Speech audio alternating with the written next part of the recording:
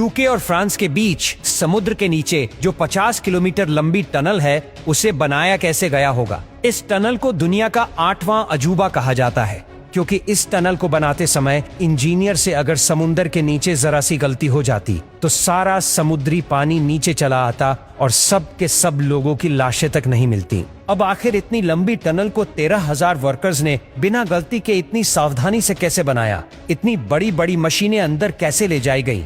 कितना खर्चा इस टनल को बनाने में हुआ था? सब कुछ आपको इस वीडियो के जरिए बताएंगे। 13,000 साल पहले आइसिस के खत्म होते समय यूरोप और इंग्लैंड एक दूसरे से अलग हो गए। ये दोनों अलग हुए तो बीच में इंग्लिश चैनल बन गया। अब इंग्लैंड और फ्रांस के बीच व्यापार होता रहे, इसके लिए इस जगह पर टनल बनाने का फैसला हुआ। एग्रीमेंट बना तो यह तय हुआ कि इंग्लैंड और फ्रांस दोनों टीमें अपनी अपनी तरफ से ही खुदाई करेंगी और दोनों टनल सेंटर पॉइंट पर आकर कनेक्ट होगी। इस इम्पॉसिबल काम को पूरा करने के लिए 10 इंजीनियरिंग फर्म्स को बुलाया गया। काम शुरू करने से पहले जो सबसे बड़ी प्रॉब्लम इंजीनियर को आ रही थी वो थी टीबीएम मशीन की, यानी टनल बोरिंग मशीन। दरअसल आज से पहले इतने बड़े डायमीटर का टीबीएम मशीन बना ही नहीं था और इसीलिए इस मशीन को हजारों मील दूर पहले सेंटर में बनाया गया। ये मशीन 800 फीट लंबी और 1500 टन वजनी बनाई गई। इसका डायमीटर 50 फीट का था और इसके आगे टंगस्टन कार्बाइड के तेजधार ब्लेड लगे थे। मिट्टी और मलबा बाहर निकालने के लिए मशीन के पीछे कन्वेयर बेल्ट लगी थी। अब इस मशीन को चलाते समय अगर जरा सी भी लीकेज हो जाती तो न मशीन का पता चलता और न इंसानों का। सर्वे से पता चला कि इंग्लैंड के नीचे एक चौक की लेयर है जो पानी को नीचे आने नहीं देगी, लेकिन फ्रेंच साइड पर नीचे दरारें थी और इसीलिए उस तरफ कम करने के लिए खास तरह की टीबीएम मशीन बनाई गई जो एक सबमरीन भी थी। अब अगर ऐसे में दुर्घटना हुई तो ये मशीन प्रेशर झेल सकती थी।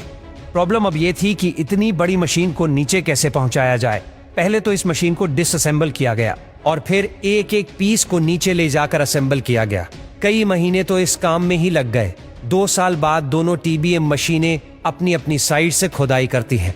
टीबीएम मशीन जैसे जैसे बोरिंग करती है तो डीली मिट्टी को सील करना बहुत जरूरी होता है ताकि लीकेज ना हो और एक्सीडेंट से खतरा बचा रहे।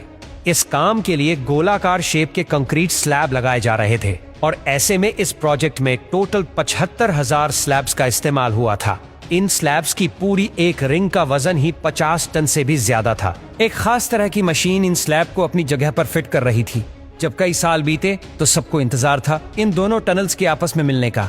अगर दोनों टीबीएम मशीनें आगे चलकर न मिली तो ये सारा प्रोजेक्ट फेल भी हो सकता था। इसके सॉल्यूशन के लिए लेजर बीम गाइडेंस सिस्टम का इस्तेमाल किया गया। दोनों तरफ लेजर मशीन लगी थी और वही लेजर दोनों मशीनों को एक अलाइनमेंट में आगे ले जा रही थी और अब आखिरकार दोनों टीबीएम मशीनें एक दूसरे के सामने आ गईं। अब एक ऐसा समय आया जब दोनों में से एक मशीन का मैकेनिकल सुसाइड करवाना था, क्योंकि दोनों टनल्स में 2 फीट मोटे कंक्रीट स्लैब्स लग चुके थे और इसीलिए अब टनल का डायमीटर 50 फीट से कम होकर 46 फीट ही रह गया था। मशीन थी 50 फीट की, इसीलिए वो मशीन बाहर नहीं आ सकती थी और इसके बाद फ्रेंच टीबीएम मशीन को डिसअसेंबल करके ये सारी मशीन बाहर निकाल ली गई। अगर दोस्तों ऐसा ही इंग्लैंड वाली मशीन के साथ करते तो वो बहुत महंगा पड़ता। दरअसल टीबीएम मशीन को डिसअसेंबल करके बाहर निकालने में जितना खर्चा हो रहा था उतने में तो एक नई टीबीएम मशीन आ जाती और इसीलिए इंग्लैंड वाली टीबीएम मशीन का मैकेनिकल सुसाइड करवा दिया गया और इस तरह इंजीनियर्स का एक मास्टरपीस बनकर तैयार हुआ।